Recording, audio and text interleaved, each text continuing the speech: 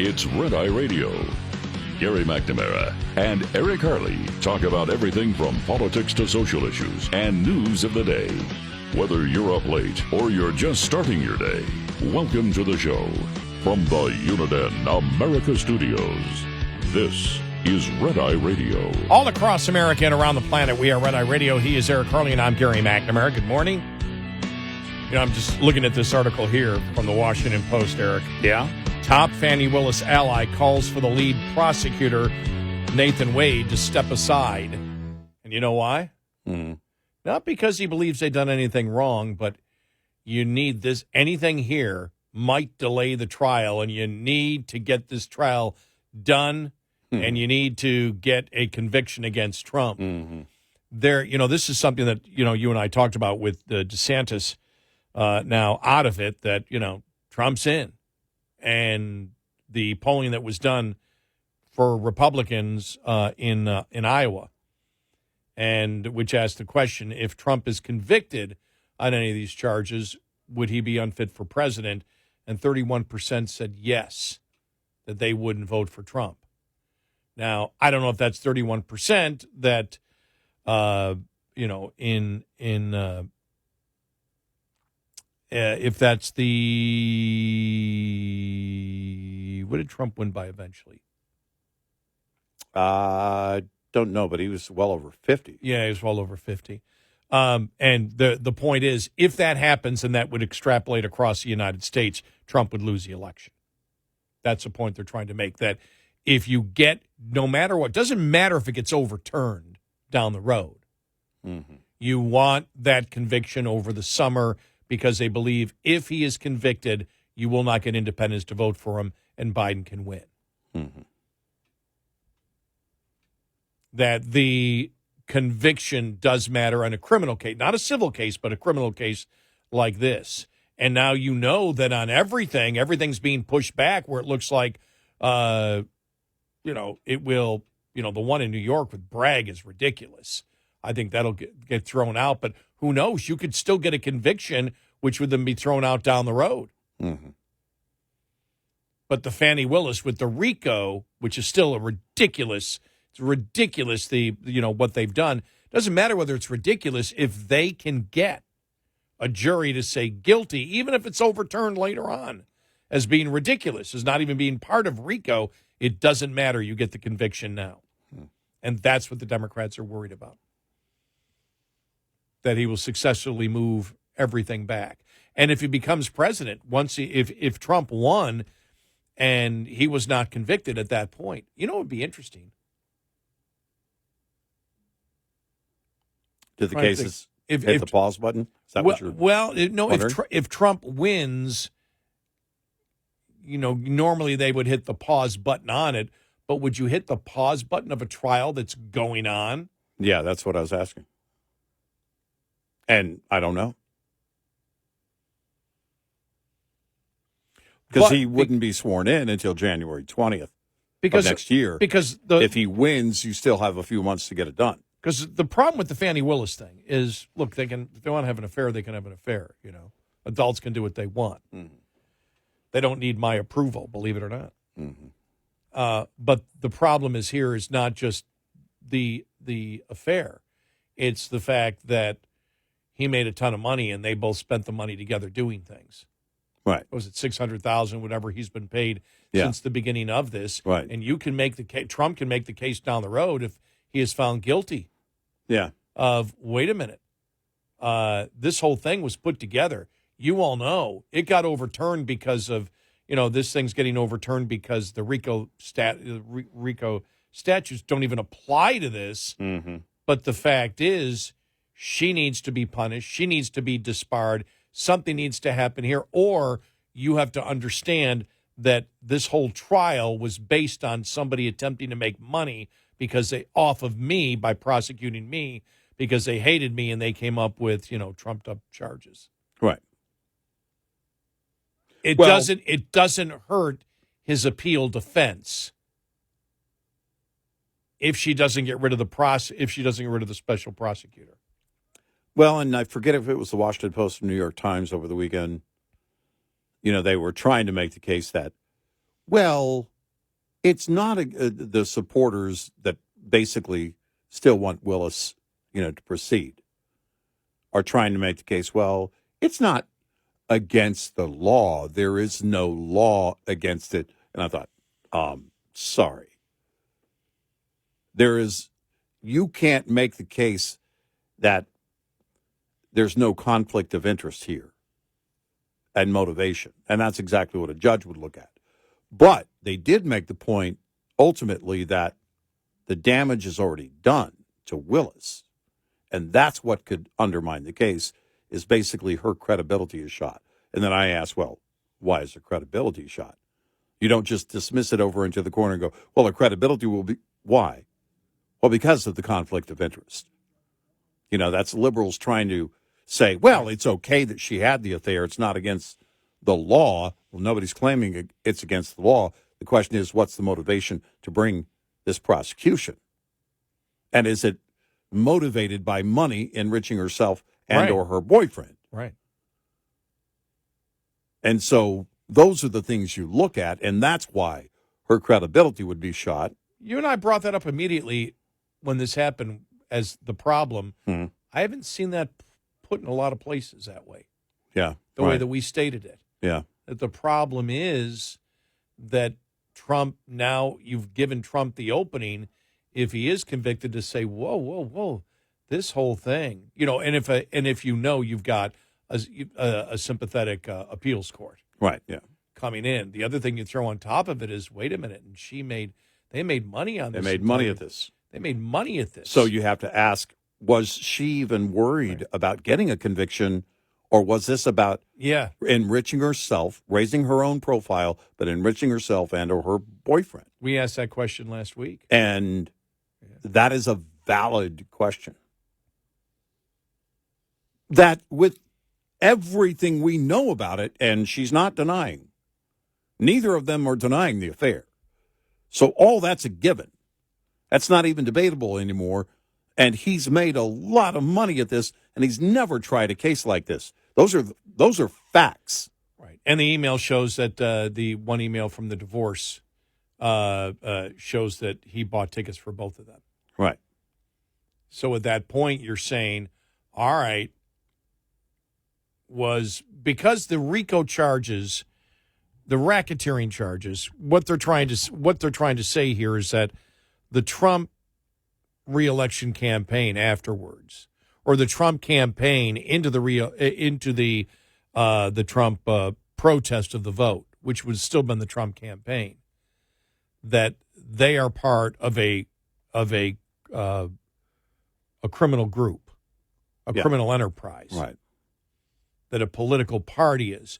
Well, you can't make that case because in a normal RICO law, as we explained last week, let's say you're a made person in the mob, and the FBI knows you're a made person in the mob, and you're in the mob, and and so you've got the guy who's the head of all of this, but you're doing wrong. You work for him.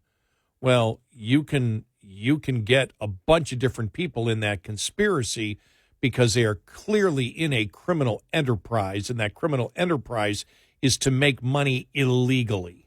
Right. But that's a very important part of the RICO law, and an obvious part. You need that criminal enterprise that has already been set up. There was no criminal enterprise here. No. Because what they're saying is if, all these people named with Trump, if they broke the law, then you can get Trump as being part of the criminal the criminal conspiracy because he's part of that criminal enterprise. Mm-hmm. Well, where that falls apart is there is no criminal enterprise. Right. It wasn't set up. It was set up to win an election. Right. And even if things were done after the election that were illegal, the RICO law doesn't apply to it. Right. The law would apply to the people that broke the law, but it wouldn't apply across the board. Right.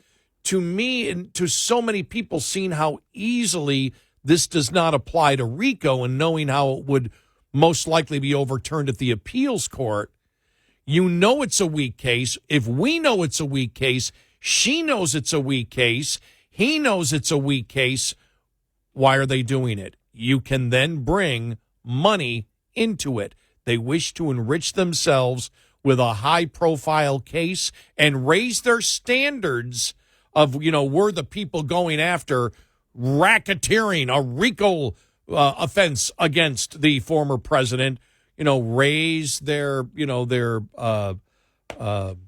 reputation in liberal circles, and not only give them money now, but raise her profile for the future, and whether it's political office or whatever. Right.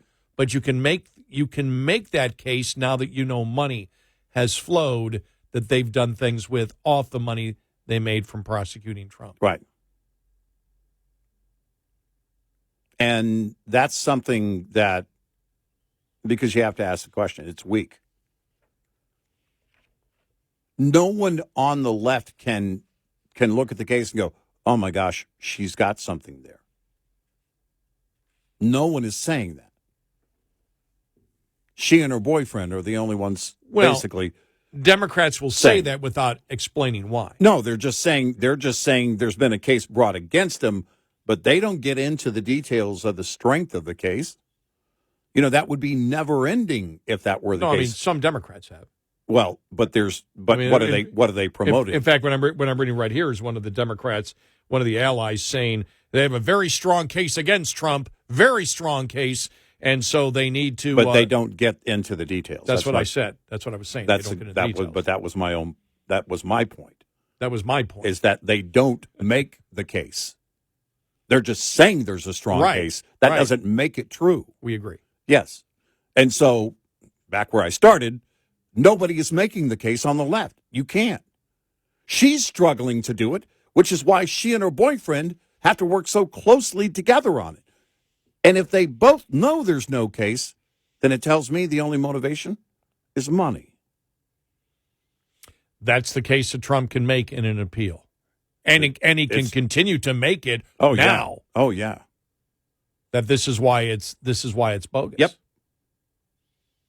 And he has a very strong case. All day. What was done was, when you think about it, it's just mind-boggling. When I first read this, we went, come on, you really, something has to be wrong here. And then over the weekend, it came out, the email from the divorce, right, that showed that he bought tickets for him and her, right. So now you're moving money across, and we knew something was there when she was completely quiet 24 hours later. Right.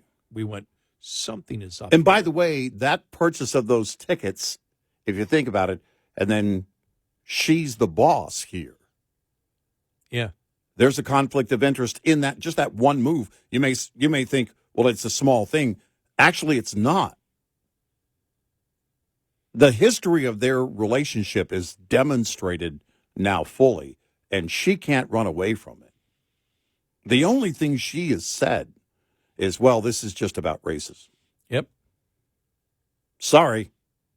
Nobody's defending you here. And by the way, I saw Democrats say that was a weak defense. Yeah, right. Like, all right, I don't like Trump, but that was really bad when she said that. Look, if this were a strong case, you would probably hear more on the left saying, look, she needs to step aside and let somebody else come in.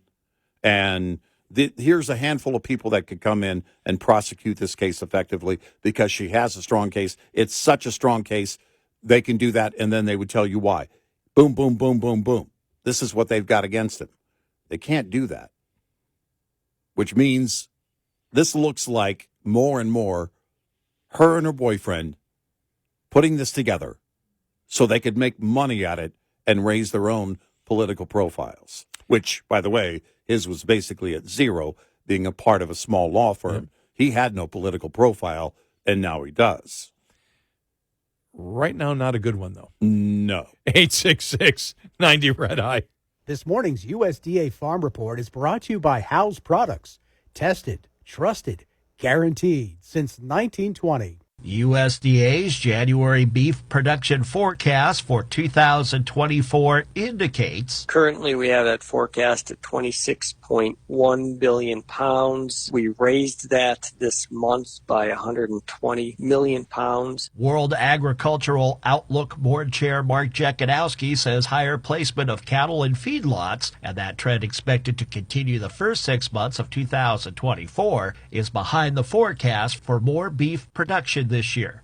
Turning to steer prices, Jekanowski says there were no noteworthy changes to our steer price forecasts for either 2023 or 2024. The current price forecast for steers this year is over $178 a hundredweight. Meanwhile, a truing up of data regarding 2023 beef production resulted in a 40 million pound month-over-month increase for last year. I'm Rod Bain reporting for the U.S. Department of Agriculture in Washington, D.C. This report brought to you by Cenex Fuels and Lubes.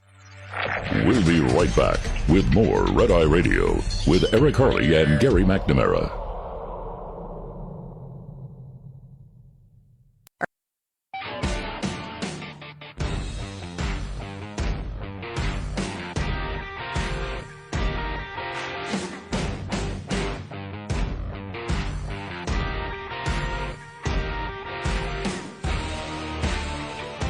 Red Eye Radio, he's Eric Harley, and I'm Gary McNamara. Just saw this article. A stealth inflationary cost is hitting corporate profits and consumer wallets. Dow Component Traveler said insurance premiums and it charges are still soaring at a time when other key input costs are falling. Homeowner renewal premiums skyrocketed 21%, while auto policy renewal premiums jumped 17% last year. 1 year. Wow. Yeah. Premiums on business policies jumped 14% in the last quarter.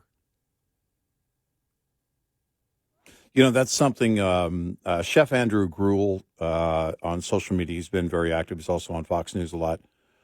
Conservative, free thinker, and business owner, restaurant owner. And he answered a question somebody asked him on social media about, you know, the cost of doing business and everything else. And he had some comments to say about, by the way, the In-N-Out Burger place that had to close its doors because of the crime. Yeah. In California, an In-N-Out Burger had to close its doors, not due to attrition, due to crime. And he commented that he believes that more of that will follow because certain locations just aren't, the stores aren't going to be able to stay open if they can't, you know, if they keep taking a loss due to crime. But he talked about the inflation and some of the things that we don't think about, you know, the cost of materials and everything else and equipment and the food and everything else to put, you know, all the raw ingredients to put everything together, put it on a plate and bring it out to you. The cost of labor, the fact that people don't want to do that kind of job anymore, and the labor inflation that he hasn't been able to necessarily pass along to, or the industry hasn't been able to pass along to the consumer. And then he brought up insurance. He said commercial insurance is going through the roof. And these numbers back up what he was saying. Those are things that we don't, you know, we can look at a plate. We go to a restaurant, we can look at a plate and go, okay, I know why it's more. The cost of the chicken is more. Cheese has gone up. Labor costs have gone up. But the other things you don't think about because you're not a business owner in that sense, and those are the other costs of basically keeping your doors open and keeping your business protected. I don't know where I don't know where the end is. I mean, I don't know where this whole inflation thing stops because the current Fed, the makeup of the current Fed, Jerome Powell, in my opinion, has never been really greatly concerned about inflation in terms of really getting on top of it. So I don't know where it's going to go, but for small business right now, it could be the death knell. Any movement of any of these elements in price can be a death knell.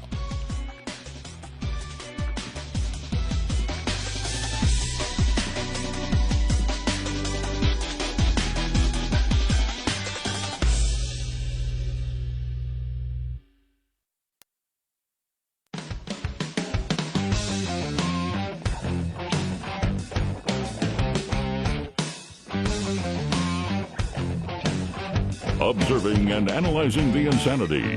Eric Harley and Gary McNamara, nightly on Red Eye Radio. And he is Eric Harley, and I'm Gary McNamara. Throughout the show today, we've been, and again, I mean, nothing we say is written in stone when it comes to projections out there. But the challenges, I do think that the challenges that we talk about that the Republicans have are legit, and they are real. Now, who will win? I don't know. There's too many variables out there. You know, you sit there and you talk about, will inflation affect people? And you made the great question, or will that just become the new normal? Right. And so it's been inflation for so long. That would be interesting to see if it is the new normal. You know, you think about all of the ups and downs of inflation and everything that happened in the 70s. And it's like, finally it took 10 years where that became such a huge thing of inflation where, Reagan came in.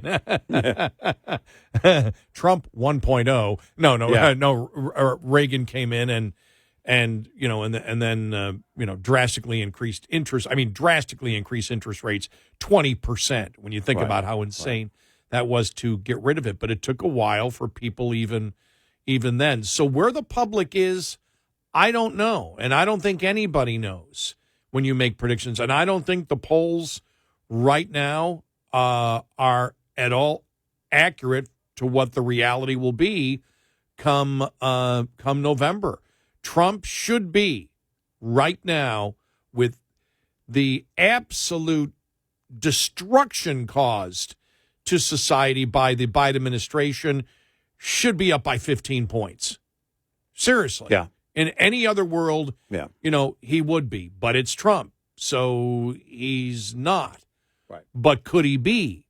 And what affects people? Now, we talked about inflation in general, but when we just talked about the stealth, because they start talking about the business policies, premiums on business policies jumped 14% just in the last quarter. Yeah. So from one quarter to the next, they went up 14%. Now, that's a stealth tax because the consumer has to pay it. But homeowners' renewal premiums spiked 21%. Auto policies, 17%. I get hit twice a year for that. Yeah. And I know when that's coming. I pay attention to that. I just got hit by it. And I saw that I got an increase. And I'm looking for the next time. It's like, all right, I went through with this. It's like, now I need to see whether I need to change insurance companies again. Because it's still lower. I got a huge break last time, so I'm still not up to where I was last time paying insurance, but it's getting back up there again. And for me, it's like I suffered a lot becoming this old man. And I was told when I became an old man that I wasn't going to have to pay as much for automobile insurance. And I got that big discount, and all of a sudden my insurance is going up. Why? I'm an old man. I'm Uncle Leo. Hello. Why is my auto policy going up? I don't get into accidents. I don't speed. I don't drive recklessly. But the fact is, when you think about it, it's going up for everybody across the board, even those with fixed incomes as they get older, and people notice that. And I was like, okay, when I got my bill, it was like, okay, automatic withdrawal coming up on January, whatever it was. And it's like, okay, here comes the other reminder. And I know there's going to be a big chunk coming out of my checking account for that. Right. For the 6 months. Everybody goes through that. Mm-hmm. And so when we talk about inflation, we have said cars have skyrocketed, used cars have skyrocketed, housing has skyrocketed, insurance has skyrocketed, the food that people actually eat, which is not all food. Yeah. The food we actually eat, probably about, 20%, 22, 23% over the last few years? Yeah. Has gone up. The things that we buy and we must absolutely have, you have no choice in auto insurance. Otherwise, you don't drive. You don't have choice in homeowners insurance. Whether you still have a full mortgage or whether you have your house paid off. You'd be a fool not to have it. You got to have it. Right. It's a must. Well, because I mean, you're protecting that massive investment. Yeah, that's your your wealth. Right, if you paid it off. That's your wealth. So you got to protect your wealth. You do anything to do that. Right. So these things are all necessities. And so if you include all the products out there of inflation, especially 99% of what you don't need to buy, in the next year, but the 1% you do is really where the inflation hits. Right. That's where even when they give the inflation report at times, it can be skewed. Right. Yeah, and the question is, look, there's no doubt that American families are struggling and they've been underwater for quite some time. The data shows that.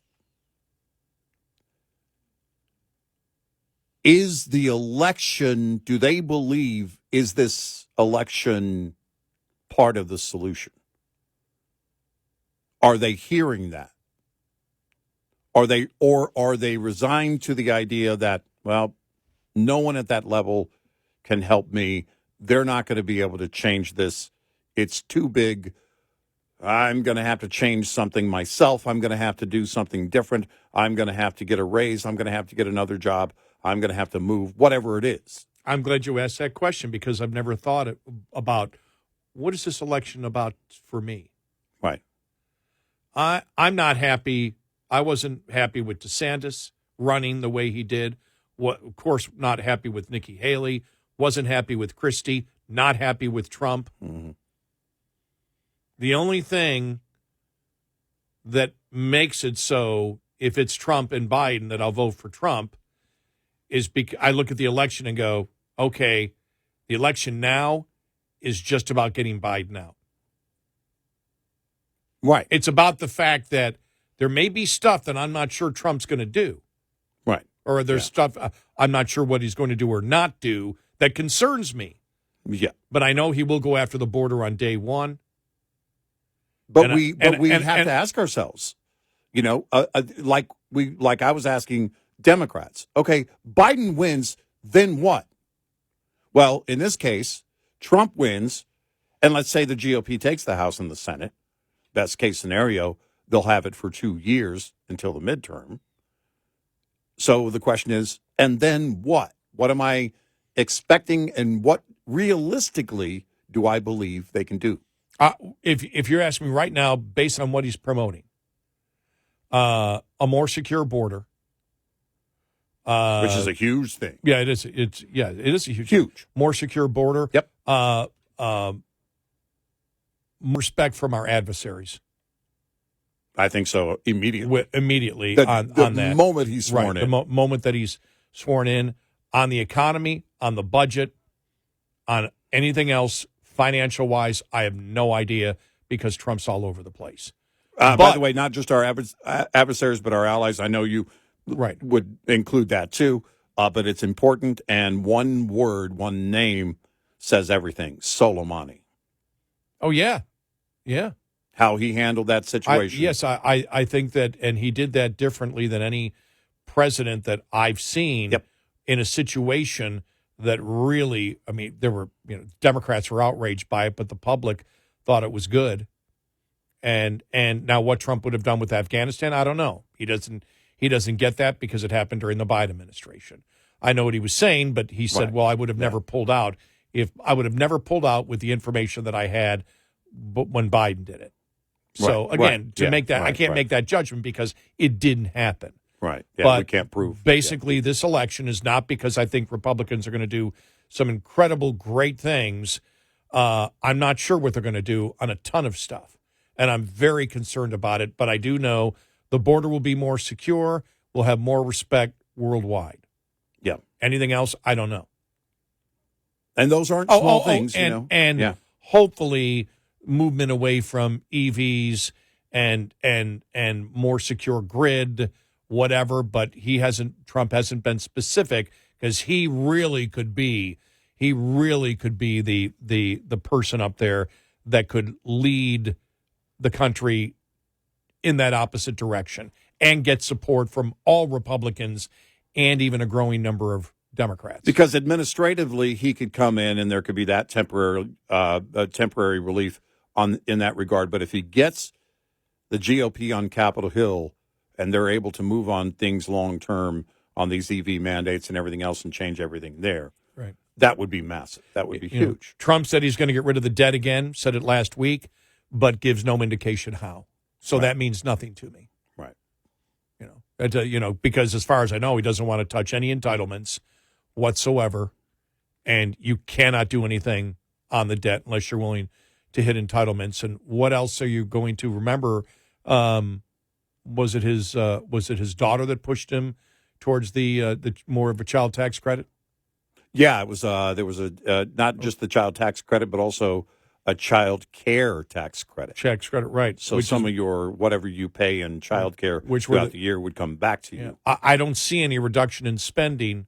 I hear the talk about it. I don't see any plan. Right. So, like I said, the border and that, but that's still enough for me. Those are massive. Massive. Those are everything. If we can get our house secure, then we can start on the other things. I won't say we can easily solve the other things, or we can, move on to that fix, because I don't know that the GOP has it in them to do it in that 2 years. But if we can stabilize this nation in terms of border security and international security, those are massive moves. To put the standards that I put on, for example, Matt Gaetz, when he said get rid of McCarthy, we said, well, what difference is it going to make if you put somebody else in? And it ended up not making any difference at all. And then Gaetz came out and said, well, Trump, we need somebody like Trump. We said, well, Trump never was willing to veto a bill. And on that day that move happened, Trump actually posted on his social media that he didn't think that was a good move by Gaetz. Now, with Trump, I'm asking him, because of the necessity to do so, to do things that I've wanted every other Republican president to do, and they failed budget-wise. So I don't expect Trump to be a miracle maker on these things, but you need to have somebody start leading in the Republican Party to say, we've got to do something. And I know he's saying the words, we're going to solve the debt problem. How? Well, but no entitlement cut. You can't get there. Next year, or this year, I think 51% of the budget, 51%. Moving the rudder would be, even if you don't turn the ship around, moving the rudder in the right direction would be one step. I'm not going to say I'd be surprised by it, but it would be at least encouraging. We go back to corporate tax rates at 21%. I never would have saw that coming, and all of that belongs to Trump. Now, do more of that. I know it's not as easy as that, but more of those moves in the right direction. Yeah, I agree. Even if you don't fix the whole problem. 866-90 Red Eye. Coming up, more with Gary McNamara and Eric Harley. It's Red Eye Radio.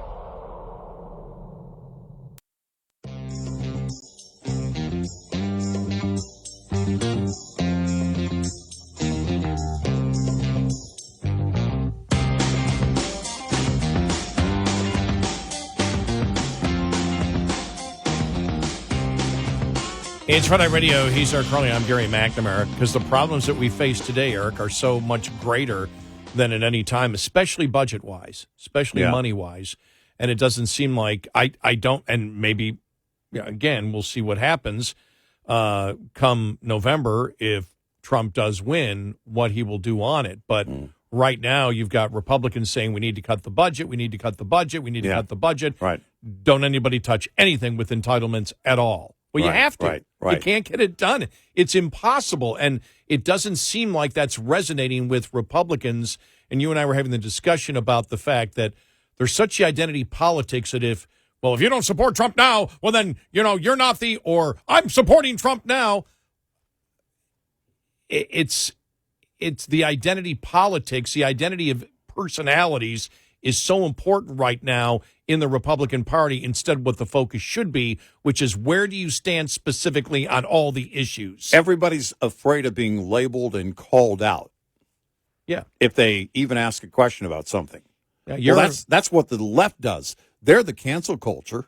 Yeah, that's why that's why whenever it was a few years back when you guys are rhinos, it's like, absolutely, we're way too conservative for the Republican Party. Yeah. Absolutely, but again, neither of us are Republicans, so it really doesn't matter. Exactly. We're independent, but I vote in the Republican primaries. Right. Yeah. But that was so funny. It was like you just blow that out of the water real quick. Right. Yeah, you're absolutely right. I'm a rhino. I'm way too conservative for where the Republican Party is going right now. Exactly.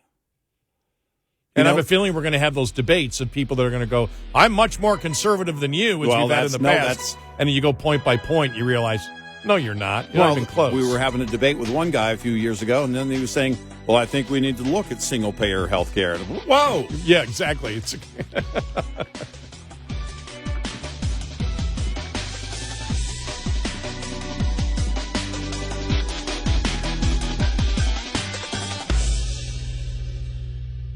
This is Red Eye Radio on Westwood One.